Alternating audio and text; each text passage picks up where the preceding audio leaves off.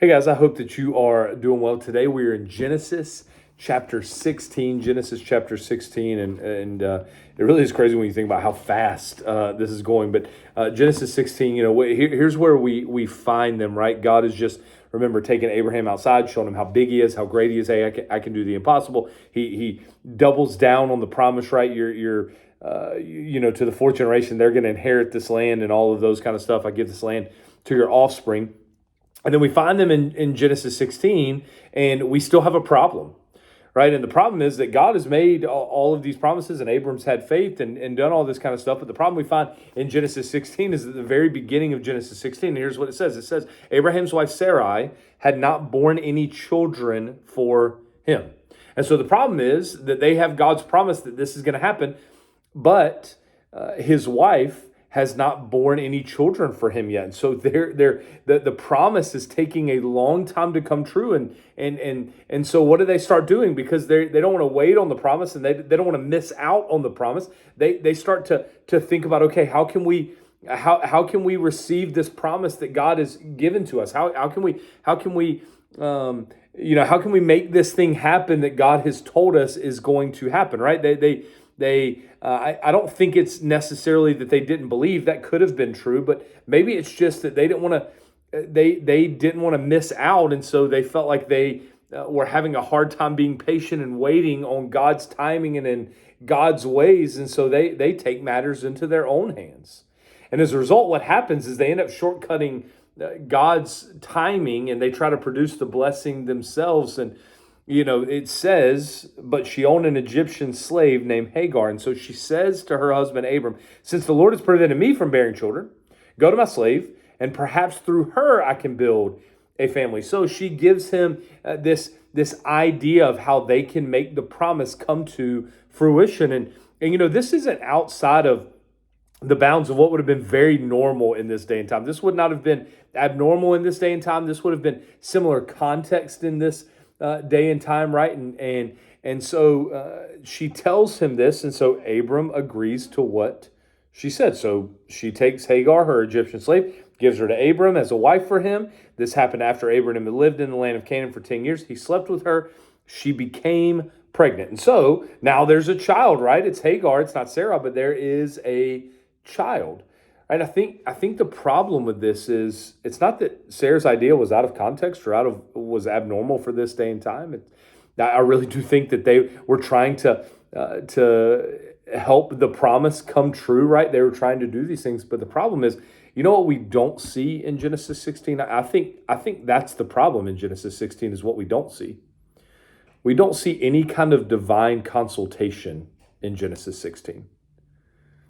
We see them come up with ideas, but we don't see them go to God and ask him his thoughts, ask him what he thinks, ask him for his ideas. They come up with the best ideas they can in their own minds, and then they go ahead and act on those ideas, but there's no divine consultation here.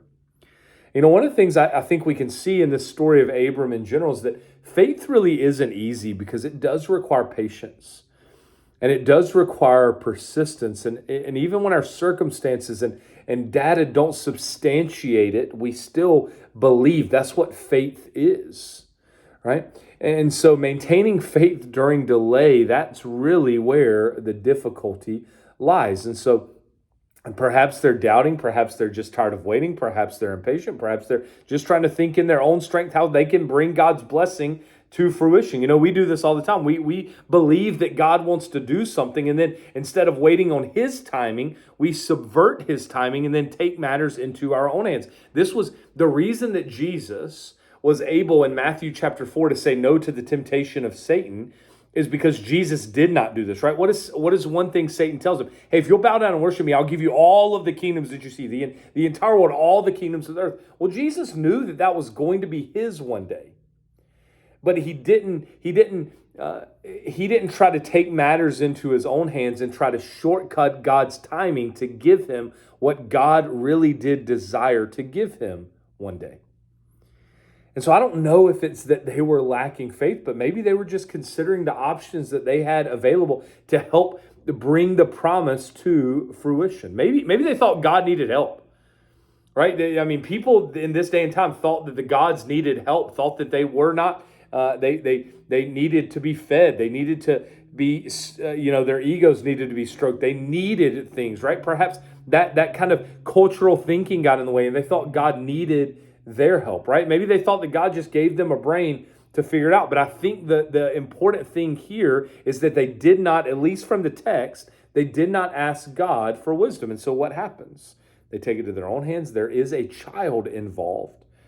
But then, as a result of taking matters into their own hands and not waiting on God's timing and not consulting with God and asking him his thoughts, there's jealousy. When she saw that she was pregnant, her mistress became contemptible to her. So Sarai's jealous, right? And then she, not only is she jealous, also Hagar thinks that she deserves a higher place in the family now. And now Sarah starts blaming Abram. You're the one responsible for my suffering, right? And she's the one that brought Hagar to him. And so we see, just like Adam and Eve, the blaming that happened after their disobedience to God. We see that the blaming start, right? Because that's what always happens when we try to get around God's ways or around God's timing. And then Sarah ends up mistreating her, and Sarah ends up sending her away. And then we see after Sarah mistreats her, Hagar runs away.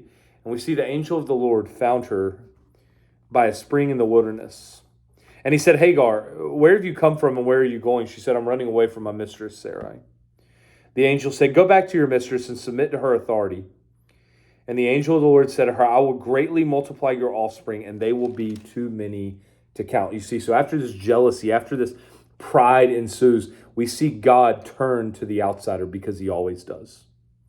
You see, God is a God that is concerned with all people. He sees Hagar. He cares for Hagar. He instructs Hagar. He blesses Hagar and pours his mercy out on Hagar.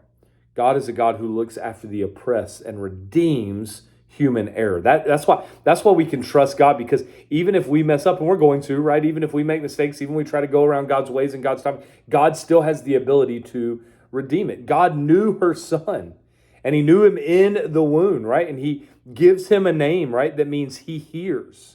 The angel said, you're going to conceive a son. You're going to name him Ishmael, because the Lord has heard your cry of affliction. So God is a God that hears the oppressed, the struggling, the outcast. Our God is a God who hears those people. But then he also says, let me tell you, he's going to be like a wild donkey, right? God knew him even in the womb, that he's going to be against everyone. Everyone's hand's going to be against him, and he'll be against everyone. And so what did Hagar name that place? She named the Lord who spoke to her, you are El Roi, she said, for in this place have I actually seen the one who sees me. I love this. And so Hagar says, I'm going to name this God, and I'm going to name him the one that I see and the one who sees me. Here's the thing I love about the God that we serve. He is a God that we can know, that we can hear, that we can see, and he's a God who knows, and a God who sees, and a God who cares about us. And so she obeys that God, and her submission is honored by her son being protected and made into a great nation himself. And so let's don't be a people that tries to go around God's ways or God's timing, tries to figure it out on our own without asking for God's thoughts and God's desires in it. Let's submit to that, but then let's also trust that God is a God who can redeem even when we mess up. And God is a God who sees. God is a God who cares for. God is a God who hears those that need him, those that are oppressed, those that are outcast, those that are brokenhearted. And God is also a God that we can see, a God that we can hear, a God that we can know. The promise is jeopardized by their actions here, but God's a God who redeems and who is faithful even when we're not. I love you guys. We'll see you next week for Genesis 17.